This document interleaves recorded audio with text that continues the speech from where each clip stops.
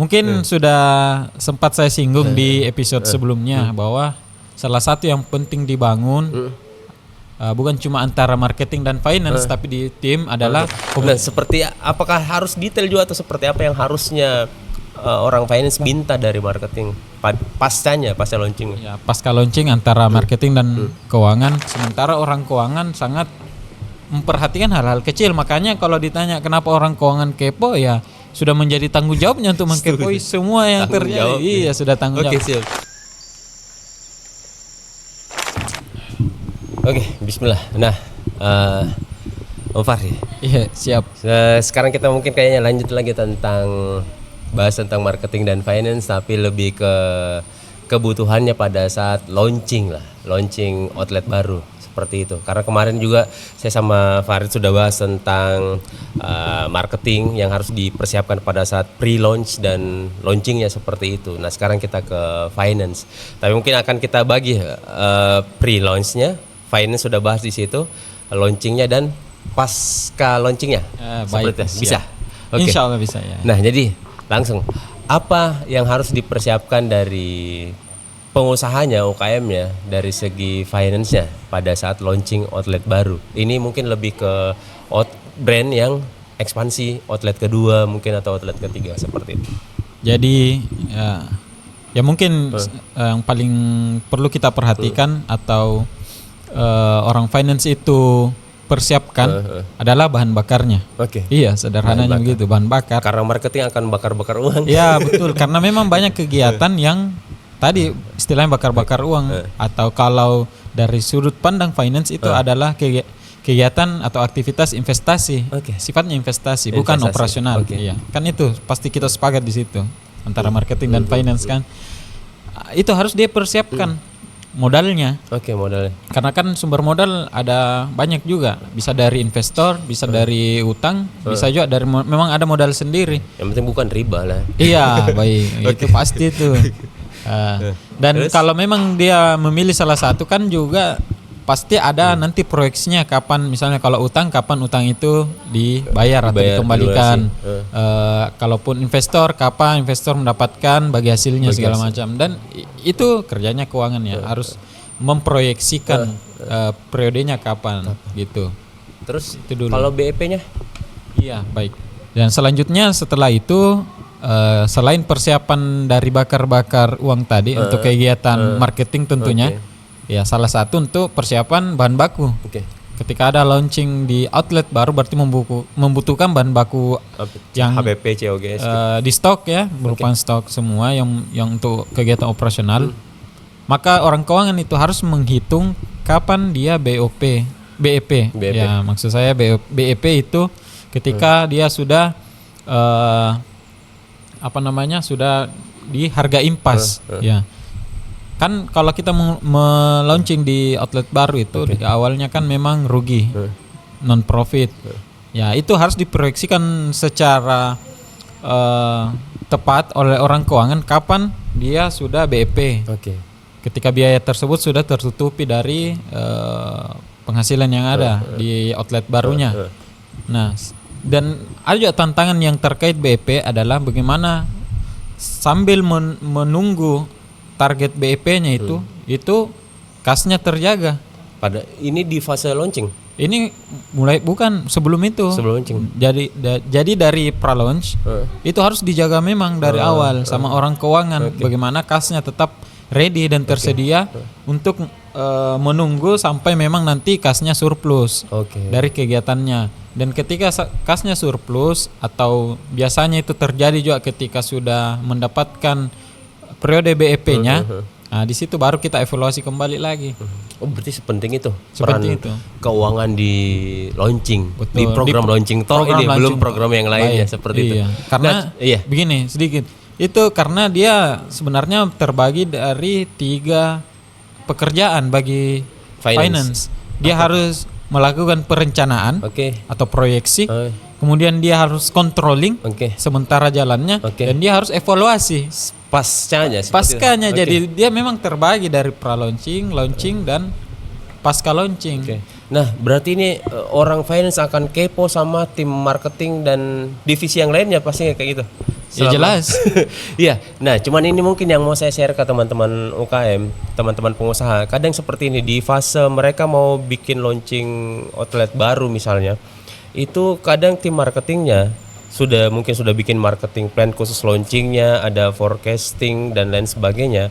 Tapi ketika minta uangnya, dananya ke finance, kadang itu bukan tidak di ACC tapi lebih ke susah di ACC sama orang keuangan. Itu kenapa bisa seperti itu orang keuangan? Baik, ya.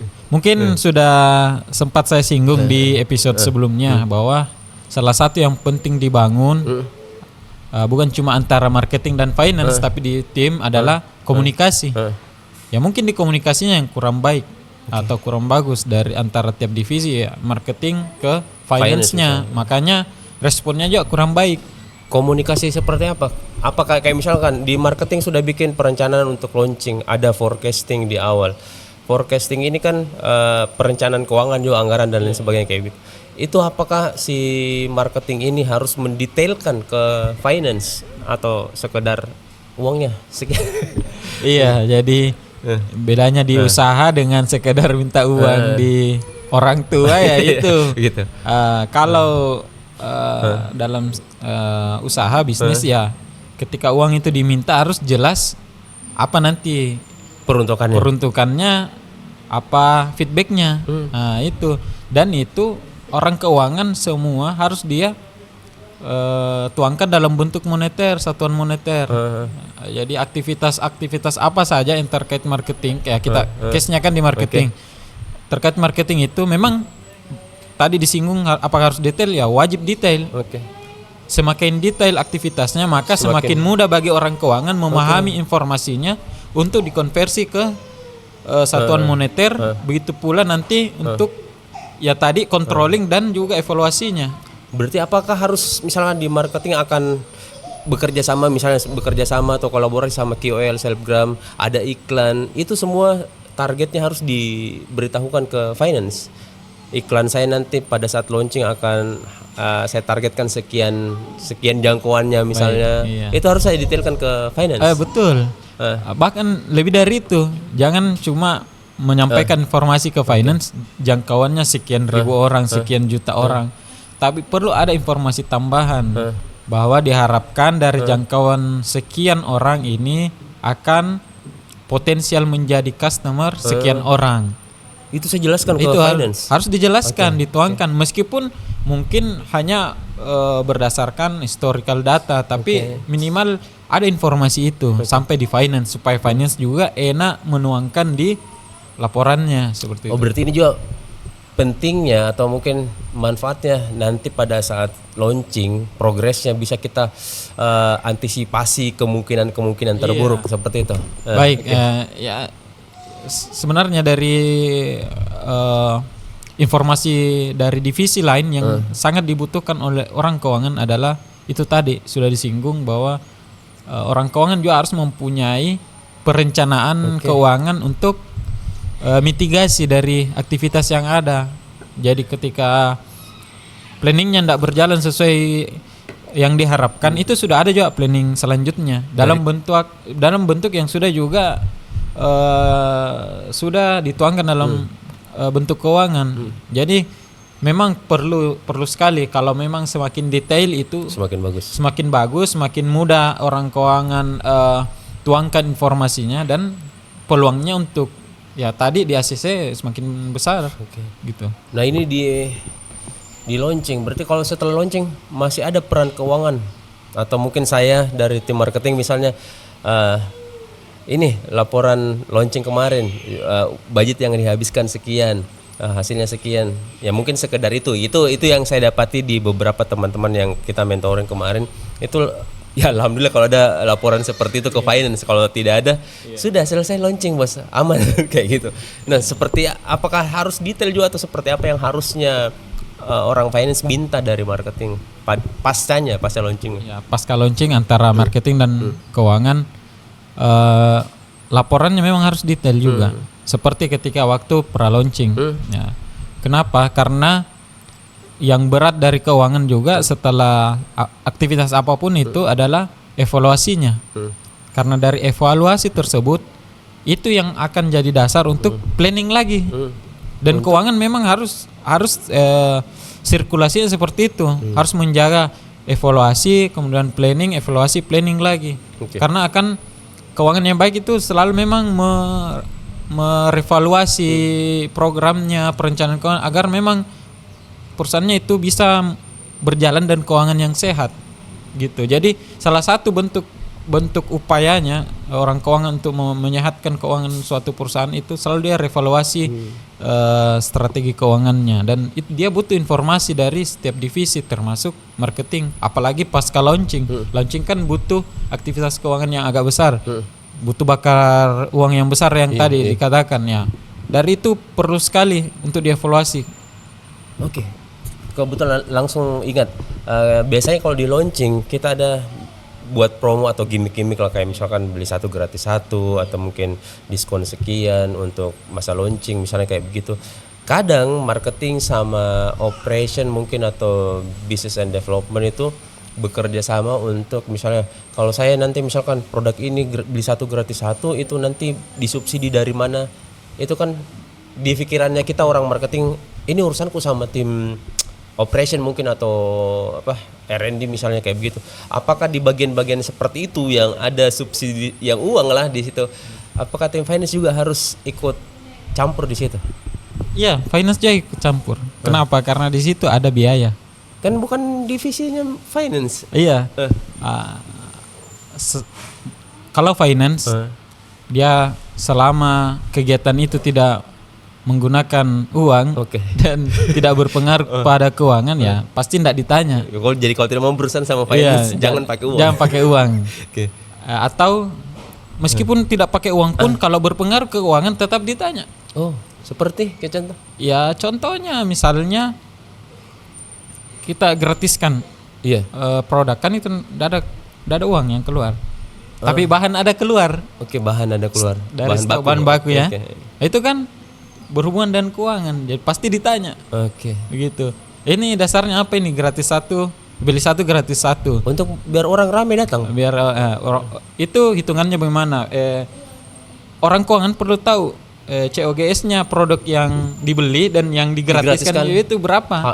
HPP-nya ya. Jadi itu semua biar memang nanti orang orang marketing, sales dan segala macam membuat program juga tidak mempunyai dampak negatif ke keuangan. Ya kadang orang divisi lain terlalu semangat mungkin atau terlalu menyampaikan hal-hal kecil, sementara orang keuangan sangat memperhatikan hal-hal kecil. Makanya kalau ditanya kenapa orang keuangan kepo, ya sudah menjadi tanggung jawabnya untuk mengkepoi semua yang terjadi. Iya, sudah tanggung jawab. Siap. Ya berarti yang saya tangkap di sini di urusan launching saja ini belum program yang lainnya di perusahaan, kita sebenarnya tidak bisa silo bekerja sendiri-sendiri, harus kerja tim, harusnya kayak gitu. Iya betul.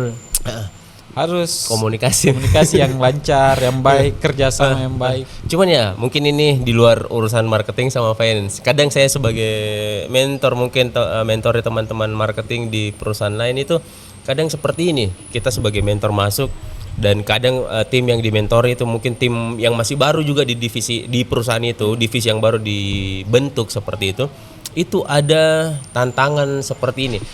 Kadang kita sudah mengerti kalau kita harus berkomunikasi sama divisi yang lain, terutama keuangan, apalagi kita divisi yang baru dibentuk seperti itu. Nah, cuman masalahnya di sini divisi yang lain, apalagi kalau si divisi yang lain itu adalah generasi awal misalnya seperti itu, dan kita tim baru yang baru masuk di perusahaan, itu ada gap atau kayak senioritas lah seperti itu, paham lah pasti kayak gitu. Nah itu kita kadang sangat-sangat butuh bantuan dari atasan atau leadernya kita untuk menjembatani kesenjangan ini kayak gitu. Nah ya, cuman itu mungkin kalau ada business owner yang nonton, haraplah tolong bantuannya di kondisi-kondisi seperti itu, membangun komunikasi yang baik antar tiap divisi itu tadi. Karena kadang seperti itu sih, ya orang lama akan merasa saya lebih paham ini, orang yang baru paham. Ya kalian orang lama, kita juga justru kita karena orang baru harus berkomunikasi dengan baik ya. Cuman masalahnya ada itu belum berkomunikasi sudah dihantam duluan kayak gitu. Makanya butuh bantuan sama CEO-nya mungkin atau GM-nya. Oke. Jadi ya kadang juga ada persepsi yang terbangun seperti ini, misalnya ya apa namanya, khusus finance ya, orang keuangan itu kaku. Iya. Kaku orang keuangan itu. Bukannya semuanya kepo. memang begitu. Iya, biasanya.